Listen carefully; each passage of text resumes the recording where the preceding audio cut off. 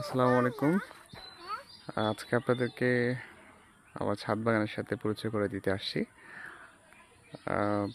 শৌখিন ছাদ বাগানি বলা যায় আমাকে। এবার দেখেন সুন্দর দুটি ফুল আসছে আমাদের ছাদ বাগানে। এটা হচ্ছে ড্রাগনের ফুল। এই ফুলগুলো অনেক সুন্দর হয় বেসিক্যালি, কিন্তু সমস্যা হচ্ছে এগুলা সাধারণত রাতে ফুটে এবং সকাল হতে হতে সূর্যের আলো পড়লে এগুলো আস্তে করে নিতে পড়ে।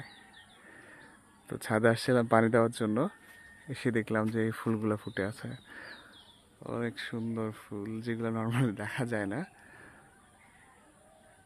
এই যে আমাদের ড্রাগন গাছে ফুলগুলো চলে আসছে। ইনশাল্লাহ আগামী 20-25 দিনের মধ্যে ফলগুলো পাকতে শুরু করবে। যদিও এবছর ফুল বা ফল এখন তেমন পরিমাণে আসা শুরু হয়নি, তো আশা করছি সামনে ইনশাল্লাহ আরও আমরা ফুল দেখতে পাবো। মাত্র সিজনে শুরু হয়েছে, এখন ড্রাগনের সিজন বলা যায় যে মাত্র শুরু হলো আর কি। এই যে এখানে ফুলগুলা আসছিল, এর পাশে দেখতে পাচ্ছেন কয়েকটা ফুটে আছে এবং কয়েকটা ফুটার অপেক্ষায় আছে। কতগুলো আস্তে আস্তে বের হচ্ছে। সিজনটা যেহেতু শুরু হলো, এই ফুলটা মাত্র ফুটছে।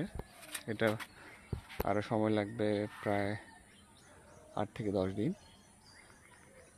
এই ফুলটা ফুটে গেছে অলরেডি, আর এটা ফুটার অপেক্ষায় আছে, আর এটা ফুটে অলরেডি নেতিয়ে পড়ছে। এটা থেকে আমরা কিছুদিনের মধ্যে ইনশাল্লাহ ড্রাগন ফল আশা করতে পারবো। এই যে দেখেন ওখানে আরেকটা, ওই যে ছোট্ট একটা ফুটার জন্য বের হচ্ছে। এই যে এখানে আরেকটা।